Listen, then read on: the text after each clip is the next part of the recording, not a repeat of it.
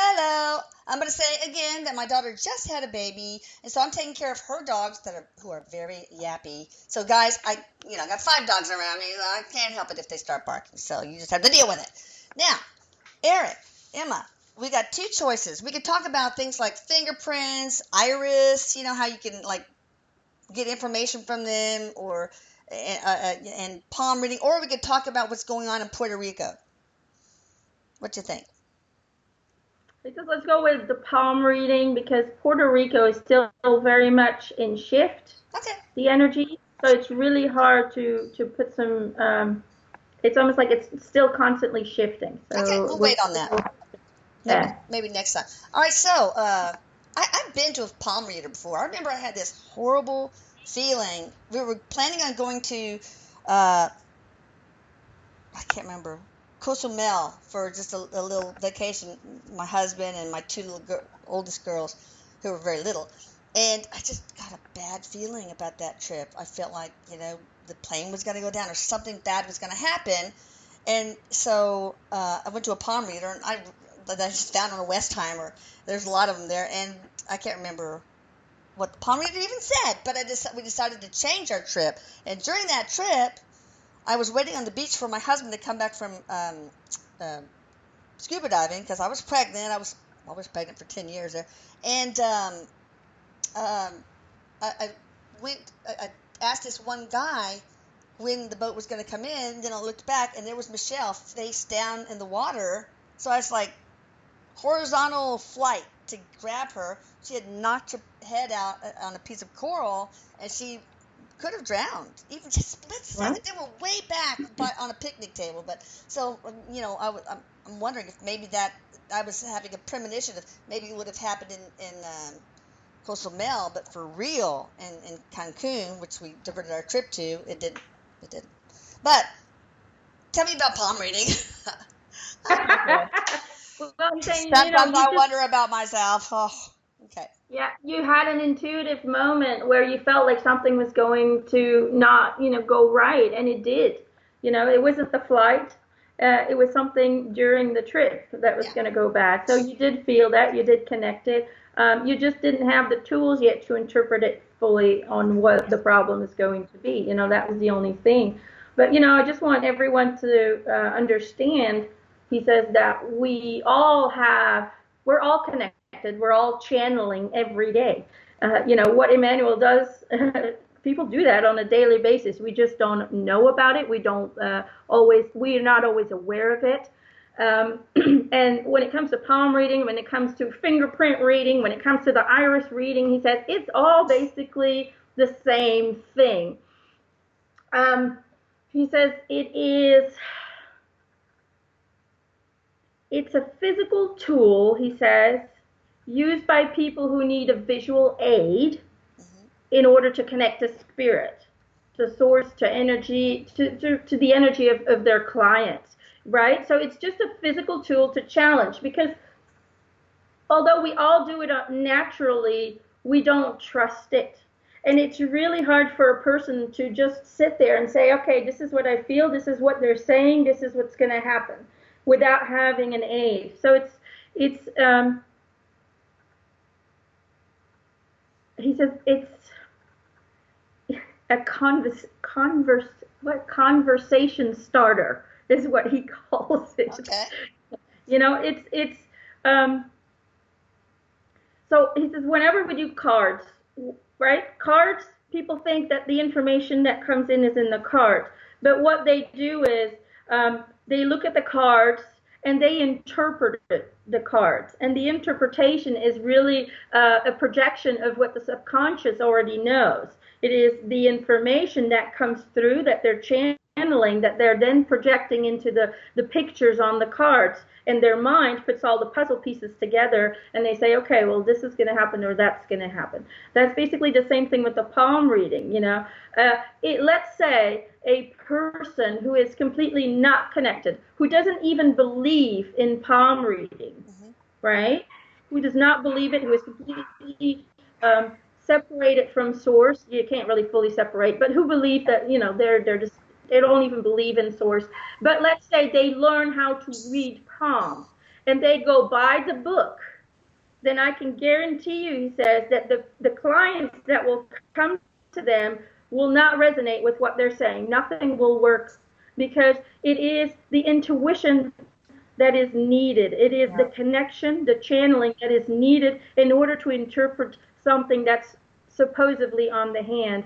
So whenever we use cards, whenever we do palm readings, you're really just consciously, he says, processing something that the unconscious mind already knows and is already aware of with all of its intuitive powers, he says. So also, visual aids, he says, don't just help the mediums, because really they're mediums. If they're a really good palm reader or a really good card reader who really can give you details into your life that have happened, then these are just mediums. They're just mediums who use a tool in order to start their channeling. Yeah. Okay? Okay. But let's say people are putting their cards up, or they're, palm reader, she says, oh, see this line and this line. Well, Wait, say that again. Say that one sentence all over again. so if the visual aids, You said, the lines, the palm reader line, and you see this line, and let's say with the card readers, they show them the cards and people see them. A skeptic client will also be beneficial, because they'll be like, yeah, I saw that card and I saw that and I saw that. So it actually helps skeptics to open up to the possibility of a psychic reading, to the possibility of receiving messages in a different way than, just picking up the phone and getting the answers. So it's got two beneficial, it's beneficial for the clients, and it's also beneficial for the people who do the readings. Now, there are people out there who are just doing it for the money. Yeah. You'll have that everywhere, who really don't believe in what they're doing and who really don't have an intuitive side of them, and they just do it for money. There's so many out there who do it. Yeah. How can you tell a good palm reader, medium, channeler, whatever, how can you tell that you have a good one? It is when they don't predict your future. Okay? Oh. Future predictions are impossible to do. Spirits will never give you a future prediction. They can give you an insight and say, well, as long as you're doing this, you're going to go in that direction. Or as long as you do this, you're going to go in that direction. We can give you guidance like that. But there are palm readers, tarot card readers who will say, oh, you're going to die in this year, and it's going to be because of this, or your family's going to get cancer, or this or that.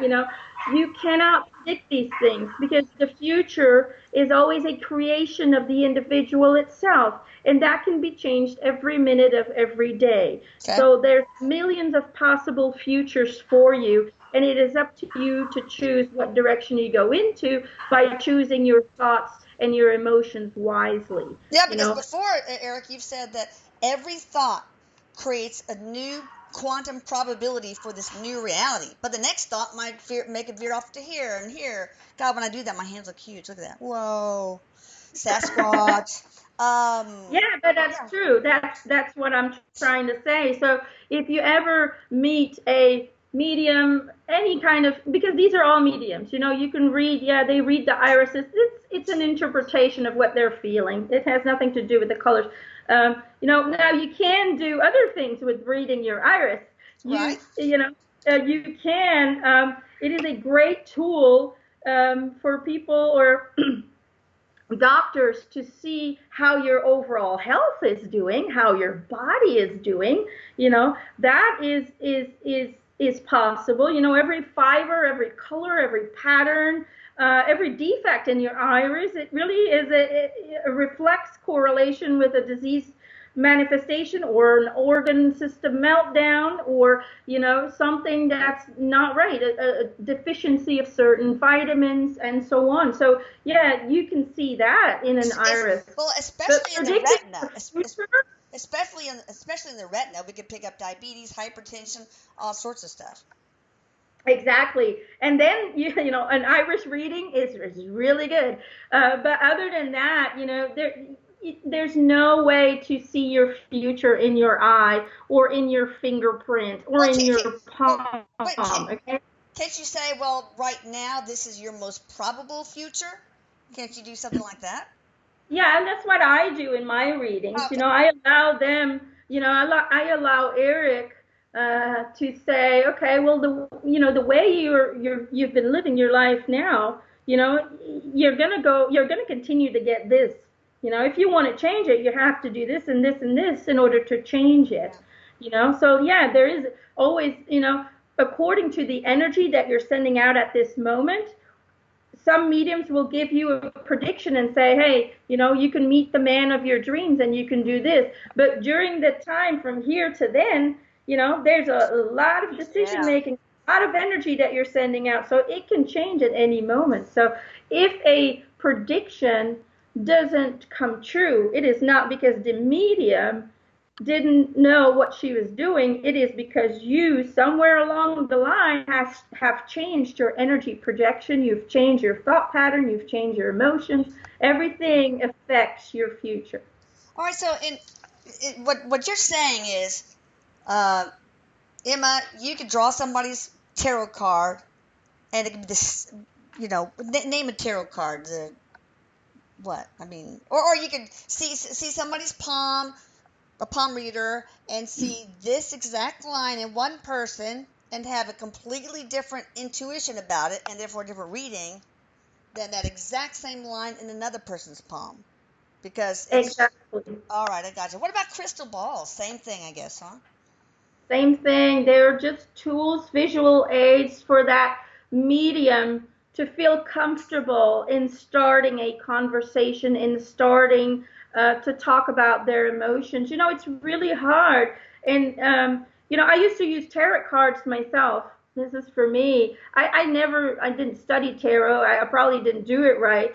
I just laid them down, and they were just, I was just like, I pick 7, chuk, chuk, chuk. I'd lay them down and go, and I'd look at them, and the thoughts, the feelings that came in, what I saw in my mind when I was looking at these is what we go for. That's tarot card reading. You're not really reading the cards, but your brain is putting together all the information that you're energetically receiving, putting the puzzle pieces together, and then you bring forth the information. So it's not like the angels or the spirits are moving those cards to a certain part of the deck to make that reading, and it's not that you created these palms during when you're in utero to signify certain things. It's not like that. That's interesting. Well, if he says, if you look at the origin of palmistry, it says that all these lines were created because these are the lessons you're supposed to be learning. This is the personality you're supposed to be having.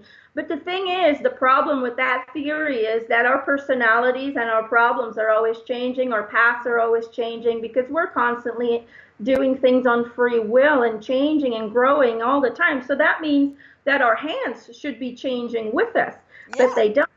They stay the same. Your fingerprints is the same. The day you were born to the day you die. They don't change. They don't grow. They don't evolve. So that theory, just can't be right.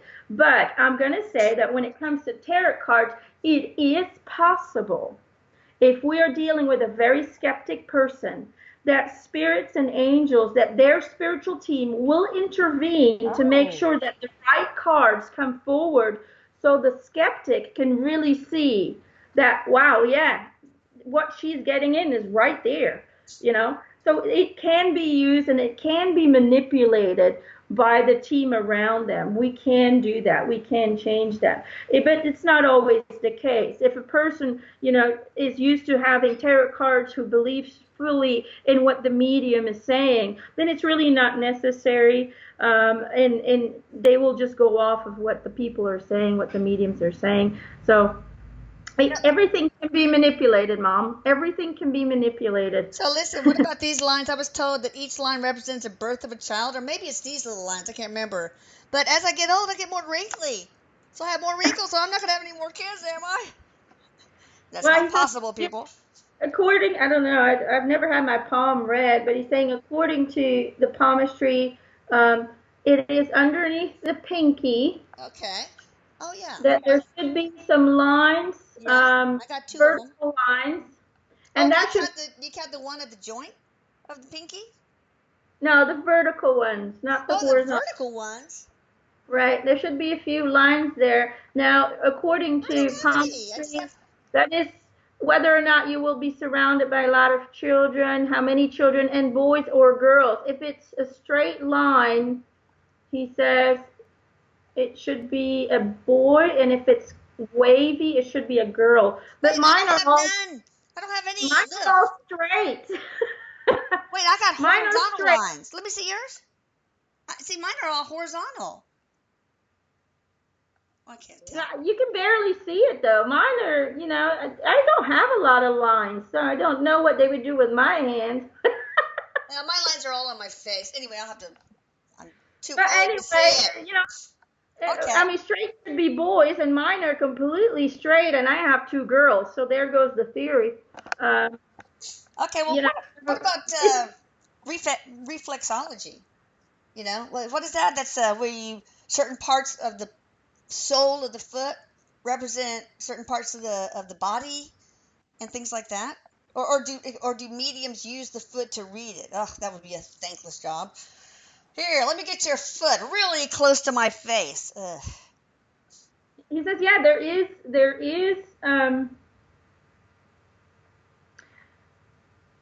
It's almost like skin reading is what he calls it, where they read the soles of your foot, where they read the soles of your hands, all of that. Like I said, he says it basically all comes to the same thing. It's just a tool, you know, to focus on when you know, when you're channeling. That's basically what it is. You know, your feet are constantly, they do change your feet because we use them a lot. So people take care of your feet. But he's saying, you know, this all started so long ago. You know, at least it's got to be at least about 5,000 years ago. You know, and it really started more in the Hindu roots, and then it spreaded, you know, to China, to Greece, to Egypt, to Persia, to Tibet, and so on, and to Europe eventually. Europe was one of the last ones to go to, in America, of course. But yeah, this started a long time ago. See, but why did they need a tool? Why did they need something to say, oh, you know, I see this in your future? Why did they need that? Because if you would just walk up to a person and say, I believe this is going to happen to you and you need to be careful for that, you would be considered crazy. Yeah. You know, but if you have, you know, a way of seeing it, then they go, well, maybe there might be something it's there. like a doctor coming in. Why do we have these lines? What, you know, people would start thinking, why do we have these lines? That is weird. You know, and it becomes acceptable. Channeling becomes acceptable. And that's how it's been for centuries, you know.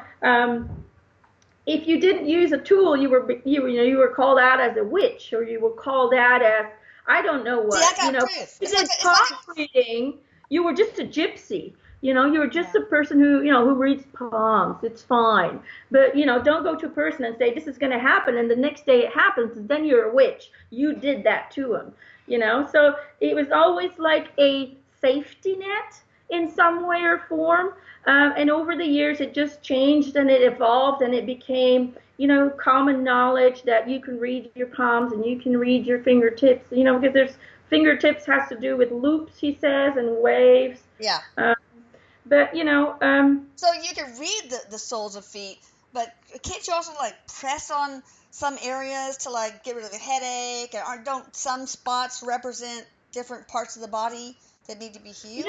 Or is that bull? But those are just pressure points then. That has nothing to do with reading. Oh, so it's like acupressure. It's like acupuncture. You know, there are specific pressure points in the body, like the ears can help you with migraines. If you massage the end of the earlobes, can help you with migraines. You know, there are a lot of pressure points in the body, especially the feet, the hands, the ears. where you can actually solve a physical problem. So yeah. Okay. And tea leaves. People Same thing. read It's tea leaves. interpretation. Okay. Anything else on what do you think of all the things we've mentioned, or even something we haven't mentioned? What do you think the best tool is for, in general, for most mediums? Obviously, there's a mediums prefer different tools and do better with different tools, but There's not really one good way of doing it. I think we're all very unique, he says. We are all connecting in our own way, whether you need to use palms to do that, whether you need to use a crystal ball, whether you need to do tea leaves. You know, when it comes to the tea leaves, one person will see a wolf and another person will see a blob, you know, with the same mug.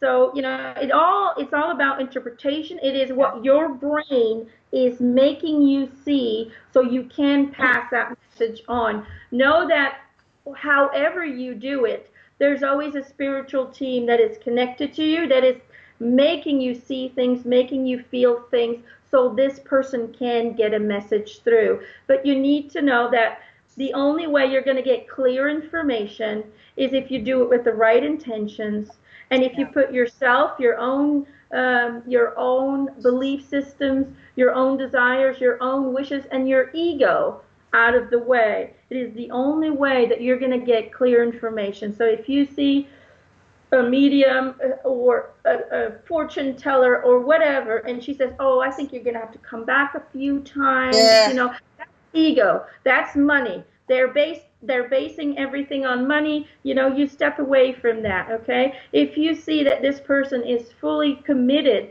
to giving you clear information, and that it is information that is helpful to see and understand yourself, and to understand why things have been happening to you, then you're dealing with a good medium. You're dealing with somebody who is connected to source, because source will never tell you what's going to happen, because it's not up to source. It's up to you to create your own future. we will. You know?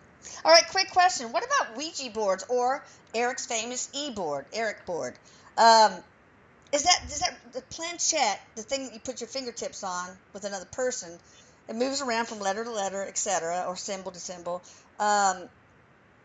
Is that always the spirits moving that, or can it be your higher self or your subconscious moving it around? It could be both. He says sometimes it really is your deceased loved one, your spirit guides, source itself, your higher self. You know, we're all just one. You know, I know we like to make, you know, separations, and there's Erik, and there's the higher self, and there's this, and there's God, and there's Jesus, but we're all just one. So really, it's just a force of all. It's the universe who's guiding you to give you the information that you're requesting, or that might help you. But sometimes, you know, our own belief systems can manipulate the board, and can either block it where nothing happens, you know, when there is a doubt or an expectation or a demand. That's always from a fear base. And whenever fear kicks in, it builds up a wall, and it's really hard for us to get to the energy and to be able to manipulate it. Well, you could. But sometimes people's own answers, they want to hear an answer. They are asking for an answer, but they really just want one answer. Then their conscious mind, without their own knowledge, can actually move it into a direction that they would like to hear. Yeah. Oh, well, what about doing this? Writing down, you know, different questions and strips of paper, jumping them all up, picking one, and, you know, doing the board thing. That would be good. And then you find out what question was answered. Well, you know, what me and Gerald have done, because at the beginning, and this was way before I was channeling, I got a Ouija board, and we had my mom sit in the couch, and me and Gerald would just touch the planchette, and we would close our eyes. Yeah, we've done that too. And somebody else will write down the letters. Yeah. Exactly. That's a good way. You know, but it's just about, you know, understanding that you need a positive and a negative. in order to get to get it going. Don't touch it with 20 people, okay? Because then the energy is all messed up. You just need 2 people, a positive and a negative, and maybe somebody who writes down the letters. It's always handy. Otherwise, you got to remember all the letters, and Oh, I sometimes they can't. Oh. Yeah, uh, like Jesus. Oh, I was so powerful. I asked for a message from Jesus, and he told me, "You are a great example of love, for you gave your son, you gave up your son to share him with the world." It was so. It made me wow. sob, of course. Oh wow. So one last question. Oh yeah. No, first of all, I can't do it with anybody but Robert. It just doesn't seem to work. Is there somebody in my family or in my life that I can work the e-board with? So Robert doesn't always have to be my little bitch, e-board bitch. Because you know what that is? It's because mediums are channeling so smooth I know. that the energy is really powerful. He says, for me too, when I do it, it's like whoop, whoop, whoop, whoop. It goes really I know. fast. Um, well, he says Christina's pretty good at Okay. her energy is pretty high, Okay. is what he's saying. So Try see it if with you her. can. If she needs to work and practice on it, but she Oh needs yeah. to work on letting go, on surrendering in the moment. She still tries to control the planchette. I don't know if I've ever tried it with her. Yeah, but we got a lot of control freaks in the Medhus family. All right, so Yeah, last that's the question. problem with this. That's the problem. I know. Last question. Where should beginners start with all these tools, including, by the way, something we haven't mentioned, pendulums and dowsing rods, Ouija board, tea leaves, tarot cards, crystal balls, palm reading, iris reading, blah blah blah. What should we as beginners try first? That's a hard one. It really depends on what you feel most comfortable with. A lot of people are scared of the Ouija boards. A lot of people are afraid, Well, you have but to as long as protect you put in yourself. an intention, yeah, put in the right intention that only the people you're inviting in are allowed to come in, then nobody else will be able to come in. Your thought is the most powerful tool you have. Yeah, because I have a prayer that I say, you know, you know, surround me with a golden protection. Well, I don't know, a bubble of light and channel for my highest good, all that. But then you take that, and now we substitute that entire prayer with one word, and my word is apples.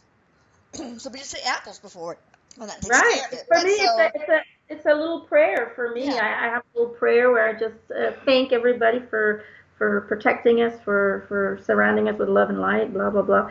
So, but he says, if you really want to start from, the very first thing that might be the easiest for people would be a pendulum, okay. but hang it up on like a hook or on like something where you can put your jewelry on, so you don't manipulate it with your energy. Oh, yeah, Okay. because I can Because a make, lot of people yeah, will see it move and they'll be like, is it me or is it something else? I So they'll know. start doubting themselves, and then it's pointless.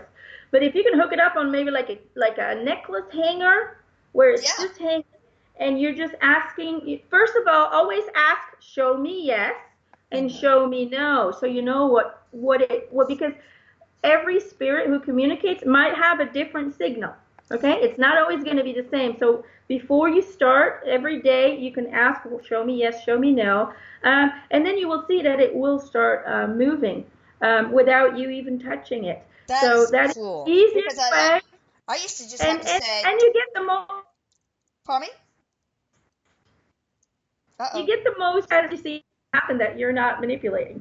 Yeah, that is cool. I'm gonna have to So it's remember the that. easiest way, you're not manipulating it, and it's the easiest way to kind of get confirmation that there's somebody with you. That is cool, and you could just get a washer and a string or thread or fishing wire. So it's very simple. All right, you guys. Thank you very much, Eric. I love you. I love you, Emma. Check out Emma at www.emmanuelmacintosh.com. Check out Eric's blog, channeling Eric, spelled with a K.com. Check out his book, My Life After Death. It's a page turner. And also my book, My Journey from Skepticism to Belief, My Son in the Afterlife. We're on Facebook, as is Emma.